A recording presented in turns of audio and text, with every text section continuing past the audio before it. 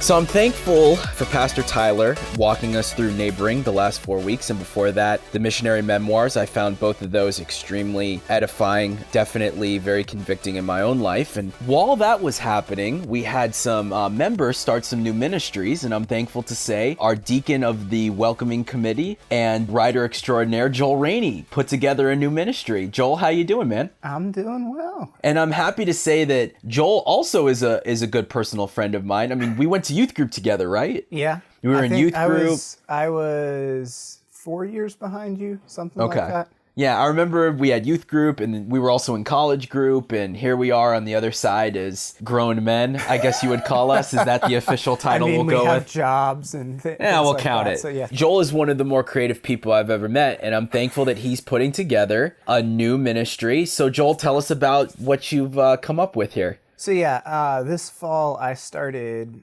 a ministry that I've called the Creative Community, which I've gotten to like the title more and more the more I've used it. When I first started, I was like, what do we even call this thing? Just threw something at Reed so he could put the slide together. And been there. Actually, I actually like it now. Yeah. But it's a group for creatives, so people who write music, stories, and then also extending out into like the arts of like painting, drawing. We even have some digital art people, some video editing people. Nice. I wanted it to be a fairly broad group of just people who like to create things, whether that's a video or movie, painting, stories. Yeah. You actually have done this before. I know that you have your own kind of little writing group that you've been doing for a while now. So yeah, I've had an online community for, I think I started kind of getting involved in it around 2014. So I've had it for, I guess that's 8 years, almost 9 years at this point. But that was primarily online, based around a writing curriculum I went through in high school. But it was a place where writers who went through this curriculum, which was a write a novel in a year curriculum,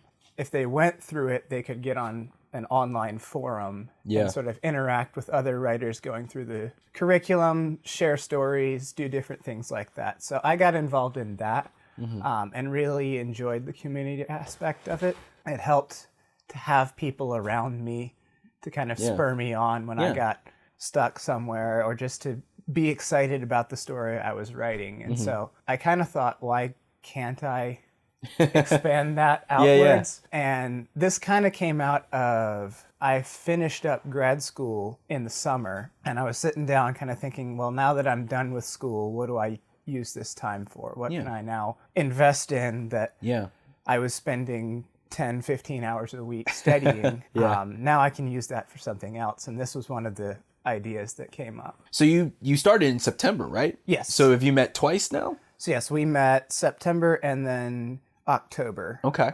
It was actually just this past week. Oh, nice. So tell me about the group. What's the group like? You got all these creative people in this spot. What does that look like? I've set the time up to be about 3 hours. I don't know if we've ever actually gone the 3 hours. It was just this is the time to set aside. We can wiggle around in it if we want. I think the first meeting we had about 12 people, which I was amazed. Yeah, 12 is great. Talking with Dr. Putney about starting this up, I was like, I'd be happy if there was like a core group of 4 or 5 who come and we can just get to know each other, get to know each other's stories or projects or different things. And so I was blown away when 12 people showed up. Yeah, that's amazing. And so it ranged from people doing graphic design, blogs, photography, painting. I primarily do writing. So it was a broad range. Yeah. In fact, I think I was one of the few writers there that time. Okay. And so we got together, kind of first meeting was kind of introduce ourselves because it was a broad range. I was excited because it was a kind of a cross-cut across the church. So we had some older people, we had some younger people, we had some people in the middle. So we kind of had introductions around, and then I had a couple discussion points about creativity. I had a book that I've read through, Adorning the Dark by Andrew Peterson, and that had a couple quotes that I would read one and then just say, all right, what do you guys think about that. So I Yeah. think like the first time we talked mainly about like what does it mean to be successful in creative writing or creativity in general, and got to talk about what that meant Yeah. biblically, Yeah. and then how that compared to some of the messages you get as a writer or as a creative. Yeah, let's go into that. What is the answer? Because I think those are two very important questions when it comes to Christians being creative and What is any success? sort of, what is success? So I think we talked about it. I have a personal Yeah. kind of definition of success, and I think we kind of came to a consensus close to it. For me, success is less breadth and how far your story reaches, and more of that it glorifies God and it brings those who read it closer to him. So for me, I can feel that a story is successful even if I write it and it helps me know God better, even if it never goes out into the world. Like in the world, you get, all right, are you on the New York Times bestseller list? How many copies have you sold? How many people are reading this? What's your following? And this kind of tied into what we discussed the next meeting, this past one, was using creativity as a ministry and as worship. And so if we're using our creativity specifically for worship, then even in the act of creating, that itself can be successful if what you're doing causes you to worship God more. I want to give the background for this because you are in the process of writing books, a saga, novels. Series. What do we call it? It's series. And we've had conversations about it, and I honestly really love hearing about it because, every time I feel like you're revising your work. So just tell us a little bit about what you're working on as the creative.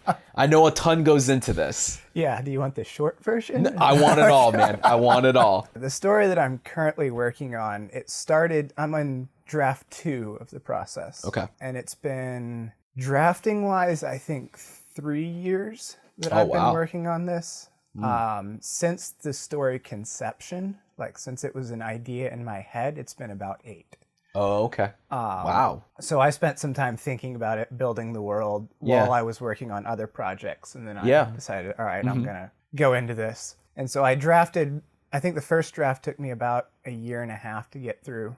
And then the second draft, I think I'm about a year and a half to 2 years into the second draft. Wow. And this is for 4 books, right? So it's the like a first 4-book draft was 1 book. I wrote it, I thought it was going to be 1 book, 1 story. But then in talking through it with my mom and the editing process, I realized that it needed a lot more to it. Yeah. And so, yes, it expanded. My initial thought was 3 books. I had it set to where I could break the plot up into 3 books. But then the second book got even bigger, and so it got cut in half, and now it's 4. And I'm going into the 4th book at this point, so I know that, yes, it will only be 4. It's not going to only 4 expand books, yeah. yet again into 5. Obviously, I know that you're working at it, so feel free to just say what you're willing to say about it, but what kind of book is it? So when people ask me about that, I tend to compare it to Tolkien in fantasy. Now, I will admit I am not nearly as much of a master as Tolkien is. Is he your inspiration? Is he kind of like... He's one of them. Okay. But it tends toward that side of fantasy because when you say fantasy, that's a very large genre. So I tend towards that. So I have like elves and humans and then another of my own species that not really. The only comparison now to dwarves is that they live in the mountains. Okay, gotcha. But they're basically rock creatures. Okay. And so they're all within the world. And it follows the princess of the elves as she goes through several different things and eventually realizes the terrible things her people are doing and then has to go try to fix it. Is it like Tolkien and where there's the biblical themes are kind of baked into the story? Yes. Where it's not like inherently sort of a Christian story, I guess you would call it? It is not allegorical. Okay. In that I'm intentionally writing a story that mirrors a biblical story. and there's not like a Jesus figure. But it's interesting because when I started writing draft 2, I kind of had the idea of how the magic system worked and everything. But as I wrote it, the theology of the world got more and more developed, and I realized actually like how much it reflects the Christian walk and the different aspects of the theology. So I can jokingly say that, yeah, I've spent a lot of time making up a theology. Well, it brings you back to the point about like your creativity being worship. How does that work when you're writing or working on something that's not inherently Christian? Like we think of like Christian music where it's like worship music, you're writing about God all the time. But when you're making a story like this, how does that turn into worship? So I think one of the ways is, even though I'm not writing specifically a Christian-based novel, like a novel that takes place in the real world with Christianity and I have to develop things, as I'm writing, as a Christian, those biblical themes should be coming out in what I write. And so one of the big things that I'm currently working on especially in book 4, is the idea of temptation and sin. Gotcha. Now, it's not called that in the world, but what I'm hoping to do as I write is show the struggle and the battle that we can have with a temptation, especially like recurring temptations that come through. And so there's ways that even as I think through what happens in the story world, it reflects back to the Bible. And it can help me process and work through different things that I've gone through. I talk with Dr. Allen, one of our elders, quite a bit, and he writes as well, but he writes nonfiction theology books. Yeah. And I jokingly tell him that he's braver than I am because I get to write about my personal struggles in the form of fiction where nobody will actually realize that it's really me masked. I'm talking about. Yeah. Whereas in nonfiction, you're just right out there in the open. Yeah. He's right in the crosshairs. And so that's kind of how one way. And then other ways, there have been times, it's a weird feeling when I'm writing and I get to the end of the scene and go, whoa. Like, I was not expecting that biblical theme to pop out right there, but it did, and it hit hard.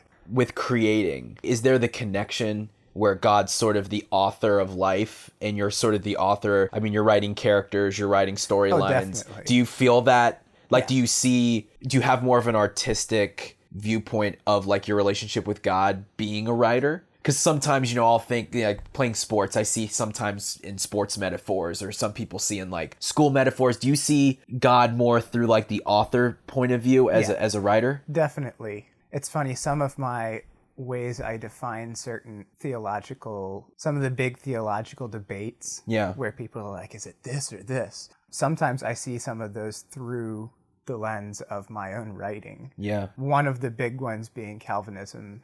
And so free will versus the sovereignty of God. I see how that works together through my own writing, where I know and technically am sovereign over my story. I know the plot, I know where the characters are going, and yet there are times when a character does something that I'm not expecting. It's entirely within their character as a person in the story, but I was not expecting them to do so. It's a weird thing when I tell people who aren't authors, they're like, how does that work? Yeah. They're your character. You should be able to X. I remember about 6 months ago, you said something along those lines, and I think about it all the time. I remember you saying that sometimes you want your characters to do something, and they don't want to do it. And I think, if I remember correctly, we were talking about how God moves us towards things, and I was comparing that to character. Yeah. Where I might want a character to be somewhere, but they're not at the point where they can make that decision. And so I have to actually I have to basically lead them towards where I want them to be through circumstances and situations to get them to the point where, yes, they do make that decision. Yeah, that's really stuck with me, because as a non-writer, I'm like, how does that work? Like, but you really are like through other elements of the book trying to get them to a certain point. So you understand that a little bit better. Wow, that is really interesting. So for your writing group, people that are in all these different stages. What are you hoping this ministry does? So I've got kind of 3 different aspects that I've come into it wanting, and I've actually seen fruits of it coming about already, which has been really cool. And I will say it's all God. I just show up and ask questions. Yeah. That's all I do too in podcasting, man. I just ask questions. It's been really neat to see how God has kind of met those. And so one is just to create a sort of community that we can discuss these things and just build friendships beyond the age groups. So that was one of the big things is I was hoping that this would become like a ministry that reached to all sorts of ages. And I was very happy to see that has been happening. So we've had everyone from some of the youth who come to some of the older adults in the church. That's awesome. And college kids and different people. So it's a broad range of ages. And then the other thing I was hoping was that this would be kind of a springboard for people meeting with each other outside of it. So I didn't want just the group to be the only thing. I wanted it to be a place for us to get together, but that the relationships you start to build in that group will extend beyond just the once a month meeting. Are you trying to form sort of a thing where you're checking each other's work, like where it's like, I'm doing this, and you're kind of sharpening each other? There's an aspect of even just having a community that spurs you on to write. One of the ladies who was there said, I actually went home and wrote something after the first group because I felt inspired to do it. I was like, that's great. Now, I don't want the meeting time to become something like a critique group where it's like we all bring our work and we read it out loud and everybody critiques it and then we go home. Gotcha. Because I wanted this to be more of all right, let's talk about some of the hard things. So like our reflections on what is success. Like, that's a big question that can come up and can be difficult to answer from a biblical perspective because you get so much from the world. Or even having somebody be like, hey, I'm struggling with how do I manage my time to where this isn't an idol? I want to be able to have a place where we can have that discussion. And just talk through some stuff. And then I had building community throughout the age groups in the church, and then the building relationships between different. And what I'm hoping is that can maybe lead to, hey, let's go grab coffee sometime during the month and talk about our work. Like I said, it's been happening, thankfully. Like, much to God's credit and not mine. Hey, that's the best strategy right there. Now, you guys are meeting at the underground? Yes. So we're meeting in the sanctuary of the underground. Okay. Every second Sunday, 2 to 5, roughly. Cool. So, and if they want to get involved, do they just show up? Do they talk to you? How does that work? They can just show up. They can come talk to me. I'm generally greeting. That's right. That's right. You usually are. So you're the first face people see anyway, so that works out well. As long as you come in the right door. Yeah, that's right. That's right. Which, speaking of which, how long have you been? I left for a while.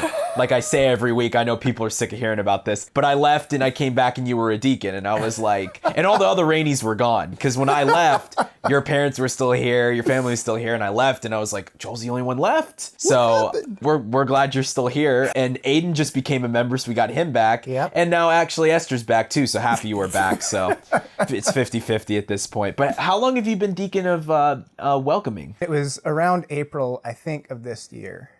I think it was last year. It may have been the year before. I think it was 2021. Dr. Putney asked me about it, that I would step into the role of greeting. Okay. And so that was kind of, I expected to step into that because I had kind of been doing some of that already, especially over the really hard COVID lockdown. I was jokingly telling him that I was the deacon of chairs. You were the deacon of wiping the chairs off during the COVID because that was one of my main responsibilities during that time was making sure everyone got seated. That's right. Making sure there was enough chairs. And then cleaning between services. I had already kind of been doing that. And then when the congregation appointed me, that I just stepped into that and kind of took more responsibility off of Dr. Putney so that he could go do elder things rather Gotcha. than unlocking all the doors and like, moving bulletins around. Okay, because I know that you're trying to help people find seats, and you're kind of handing the bulletins out. Hey, how you doing? New people, all that. But what else comes with that? On my side, I try to get there because I'm the head, the deacon. I try to get there and set everything up for my greeters. So I'll come in. I generally get there around 7:30, and then I'll take the bulletins from where they're generally all down by the carport door. And so I'll take some of them and move them down to the door outside the sanctuary, set up the name tags for the greeters. I'll go through and turn all the lights on, unlock the doors, that sort of thing. And then the other big thing for me is coordinating who's greeting at what door, what Sunday. So if somebody's out for a Sunday, I have to make sure I have somebody to cover it. And so that's kind of my main thing there. Cool. Would you say we see a couple new faces a week? Yeah, and it fluctuates depending on season. So like August, you see a ton of new people because it's the beginning of school. It's funny because in the position I am, I know a lot of the church by face, but I don't know nearly as many of them by name. Yeah, so like, I can recognize people as they walk in and see them every week, but I'm not that great with names anyway. I'm not either, yeah. I totally understand that, yeah. That's funny. I want to get back to the writing thing real quick. There's a question. As believers, though, obviously we have a higher standard that we're going to be called to. So I think sometimes for myself, like, man, especially with the way the culture is right now, there's a little bit more going on. How much Christian liberty do we have when it comes to writing? And when it comes to putting things out there? So many shows just abuse, sex and violence and all those different things just for, because the world loves those things, right? And obviously we're not called to those things, but we look at the Bible and we see violence and we see sex and we see things being portrayed. So for you as a writer, would you feel guilty putting some of those thematical elements into your stories? And even if you're not, do you think it's wrong for others to? Because obviously we don't want to promote, there's so many movies now that they're just pushing the LGBTQ agenda and, they're just pushing the homosexuality thing. Obviously we know we don't want to do that. But when you're talking about, even if it's just you're writing an affair in a story, just because that it's a story element, you're not condoning the affair. It's just part of what you're trying to get across. How does that work as a writer? How does that all come together for you? What it boils down to is what is the intent of showing what you are. I'm going to focus on violence because that's something that's within my books. I try to avoid as much as possible some of the other things like sex or different things just because that is something I struggle with and it would be unhealthy for me to try to write that. So with violence, I want to ask myself when I'm putting something in, why is this going into the story? Am I killing this character just for the shock reaction of the reader?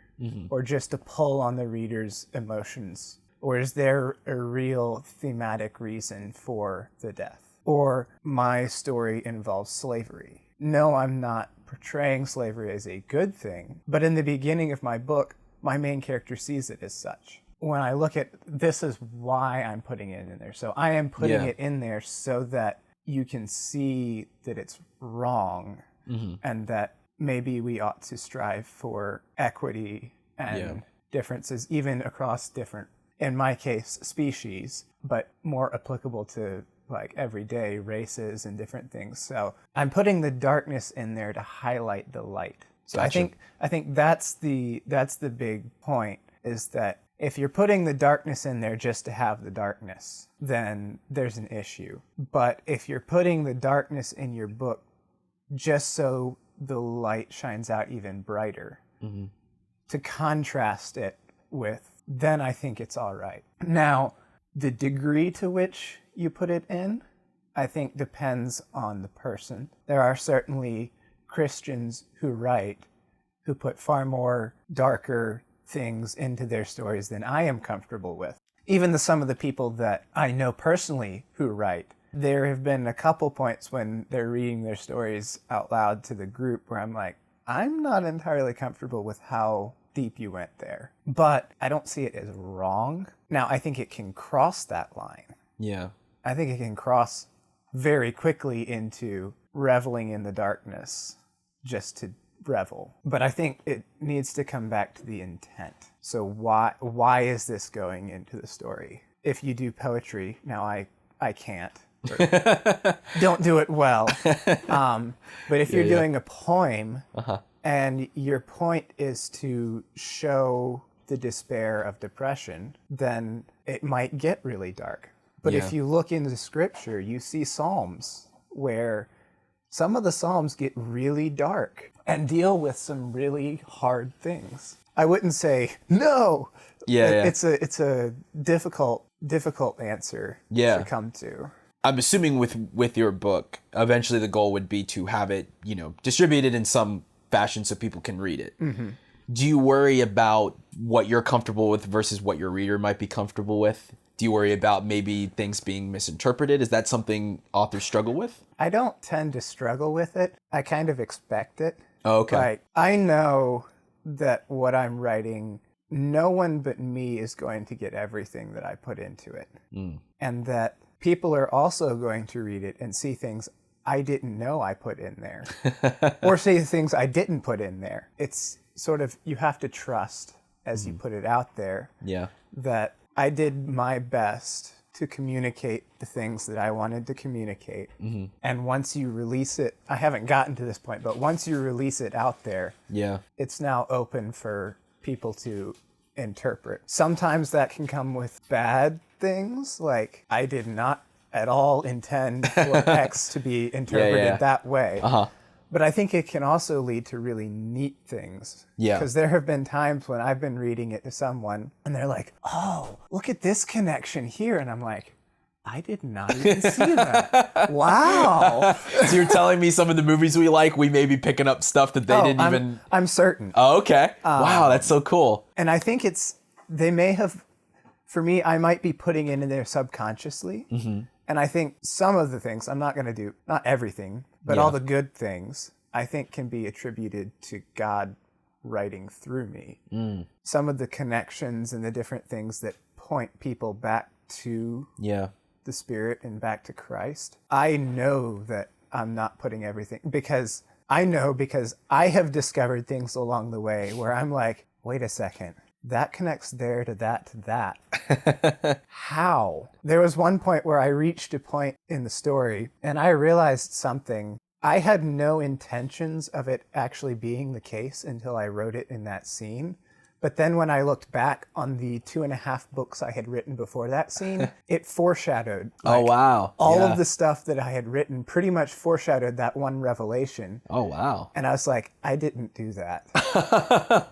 So when you talk about God working through your writing, that's what you mean, not like, okay. I think I imagine it more like your prayer time, like Pastor Tyler weeks ago in 1 Samuel said, you start your Bible reading by, here I am, your servant is listening. It's not like, okay, God, what are we going to write today? It's more like, let's see what happens through what you're doing. There is an aspect of sometimes, especially in some of the hard pieces, there are mornings where I'm like, all right, God, I can't do this myself. Like, you got to help me through this. It's not like I'm sitting in my chair waiting for the voice of God to speak in my head and then I write it on the page.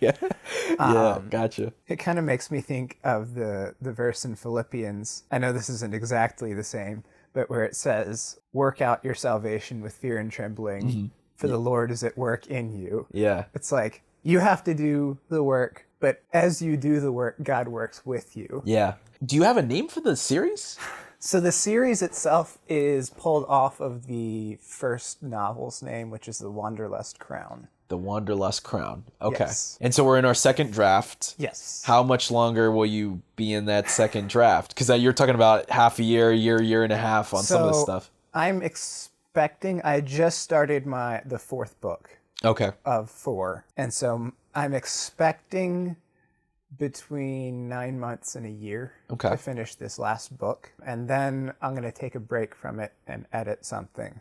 Okay. And then come back for a third draft pass through. It'll Hopefully see the book come out at some point, but we'll be looking for it. As you know, I always get people out, making them answer an icebreaker question because I do mine at the end. And so if you could see one biblical event live with your own eyes, minus the consequences, what would it be? Yes, I have thought about this. Oh, good. I'm glad you're ready for me. I've been listening, and I'm like, what would that? So it's not the resurrection, right? No. Okay, good, because we all want to see that. It actually, I don't. Really? Because I don't know. It would take something away from you? I reflect back on the passage where Jesus is talking to, I think it's Thomas, where he says, "You believe because you saw me.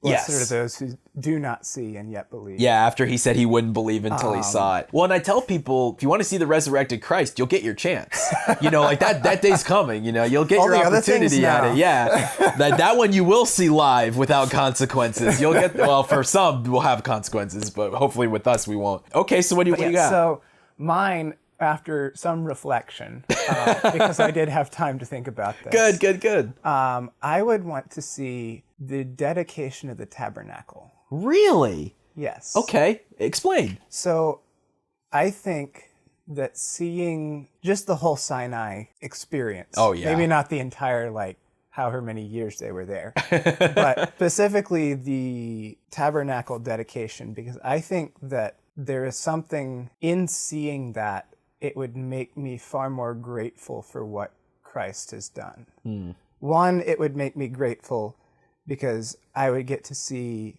sacrifices and the different things that the people had to do to approach God. Yeah. And I think, two, it would further solidify the holiness of God. Yeah. Because watching the glory of God come down and fill the temple. Yeah. So much so that even Moses and Aaron can't walk into it. That's crazy. It would give me a higher, deeper respect for God to see that with my own eyes. And an appreciation for how large of a gap Christ has crossed for us in his sacrifice. That now we can step into that glory that filled the tabernacle without fear. Wow. Because we have a mediator through Christ. Wow, great application. And I did not expect that one. There's a couple big Bible events I'm expecting to finally someone to say. That was not one of them. That's amazing. It's a really good answer. Got a unique one. There you go. I'll give you a bonus one. It was so good. What's your favorite book of the Bible? I mean, as an author, you've got to have a unique perspective on that. All of them? I'll say a couple. Okay. But I like the broad story of watching the story from Genesis all the way through. Yeah. And seeing it as one rather than 66 different ones. Now, if I had to pick one, I would probably see. It's okay if it's a fluctuating answer. Mine fluctuates every 2 months. I had one, and then as I thought about it more, 5 others came in. It's probably a good thing. But I think Hebrews would be probably followed closely by James and Isaiah. Gotcha. And the Psalms. And if we keep going, I'll just keep rambling off names. Well, Joel, we'll be praying for your creative community. Thank you. Second Sunday of every month, 2 to 5 at the Underground. If you want to get involved, you'll see Joel or one of his friendly assistants at the front of the church on Sunday morning. Reach out to them, get involved. We're really excited. This is a great ministry, and we'll be praying for your book. We'll be praying for you. Thank you for all that you do as a deacon. And hopefully we'll be back talking about the third draft of your book, or the book being released, or all the other things that we didn't quite get to in this one. But yeah, Joel, good to talk to you, man. Yes, Take care. Great. Thanks, man.